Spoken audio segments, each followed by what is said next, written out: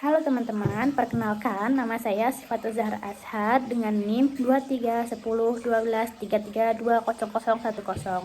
Video ini dibuat guna untuk memenuhi tugas akhir mata kuliah Psikologi Belajar yang di-upload dengan dosen Dr. Sulistiana SPD MPD.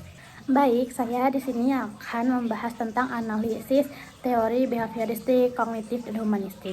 Langsung saja, pada teori behavioristik ini adalah sebuah teori yang pelajari tentang tingkah laku manusia. Menurut Desmita, teori belajar behavioristik ini merupakan teori yang memengaruhi atau memahami tingkah laku manusia yang menggunakan pendekatan objektif, mekanistik, dan materialistik. Kemudian, dalam perspektif kognitif, belajar itu adalah perubahan dalam struktur mental seseorang yang memberikan kapasitas untuk menunjukkan perubahan perilaku. Lalu pada teori humanistik, proses belajar harus dimulai dan ditunjukkan oleh kepentingan memanusiakan manusia sendiri. Langsung saja kita ke bagian utama, itu ada permasalahan atau tantangan ke depannya. Dalam dunia pendidikan, teori belajar behavioristik, kognitif, dan humanistik itu masing-masing memiliki tantangan atau permasalahan yang perlu diperhatikan untuk meningkatkan efektivitas pembelajaran. Berikut adalah analisis mengenai tantangan yang dihadapi oleh ketiga teori tersebut. Kita langsung saja ke teori behavioristik. Yang pertama itu ada keterbatasan dalam kreativitas. Teori behavioristik ini tuh cenderung mengedepankan hubungan stimulus atau respon yang mekanistik, sehingga siswa itu seringkali dipandang sebagai individu yang pasif. Hal ini mengakibatkan kurangnya ruang bagi siswa untuk berkreasi dan bereksperimen. Kemudian mereka tuh bisa menghambat pengembangan potensi mereka. Kemudian di keduanya ada pembelajaran yang kurang menyenangkan. Pendekatan ini seringkali bersifat otoriter atau terpusat pada guru, yang dapat membuat proses belajar mereka itu jadi monoton dan tidak menyenangkan bagi siswa. Ketergantungan pada penguatan eksternal itu dapat mengurangi motivasi intrinstiknya siswa. Kemudian ada pendekatannya kognitif itu sendiri. Yang pertama itu ada kesulitan dalam penerapan praktis. Meskipun teori kognitif ini menekankan pentingnya pemahaman dan proses mental, penerapan dalam konteks praktis itu seringkali menemukan kendala, sehingga mungkin kesulitan untuk menerapkan konsep kognitif itu dapat situasinya dalam tanpa adanya metode pembelajaran lain yang mendukung.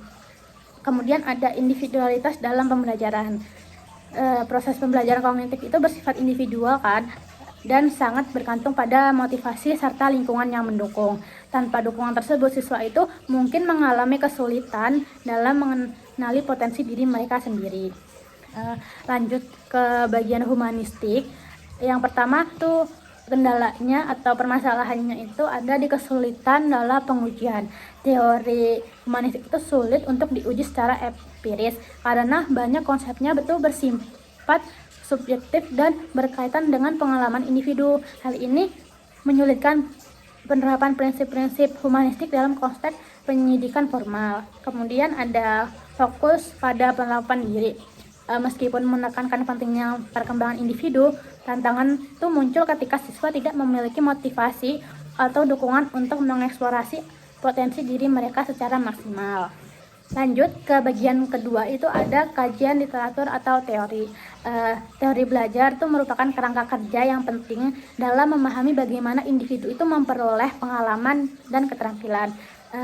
Tiga teori utama yang seringkali dibahas itu ya, yang saya bahas ini, ada teori behavioristik, kognitif, dan humanistik. Masing-masing dalam teori ini tuh memiliki karakter, pendekatan, dan aplikasi yang berbeda dalam konteks pendidikan.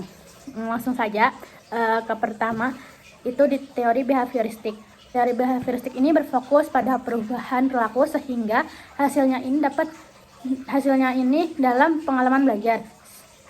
Tokoh-tokoh seperti B.F. Skinner dan Ivan Pavlov itu menekankan bahwa pembelajaran terjadi melalui interaksi antara stimulus dan respon. Dalam konteks ini, pembelajaran dianggap berhasil jika individu itu menunjukkan perubahan perilaku yang dapat diukur. Nah, kemudian kita lanjut ke teori kognitifnya. Teori kognitif itu yang dapat dipelopori oleh tokoh seperti Jean Piaget dan Jerome Bruner menekankan tuh pentingnya proses mental dan pembelajaran. Teori ini berargumen bahwa belajar melibatkan cara individu untuk proses informasi, memahami, dan menyimpan pengetahuan. Lalu ada teori belajar humanistik.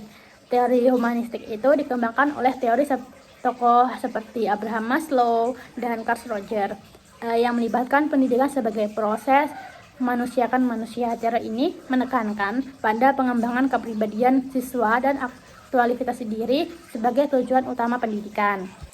Kita lanjut aja ke bagian ketiga. Di bagian ketiga itu ada solusi bentuk layanan bimbingan konseling dalam konteks belajar.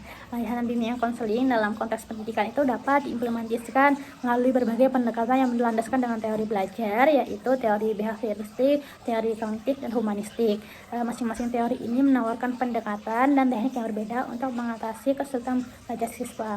Kita langsung saja ke teori pertama, ada teori behavioristik.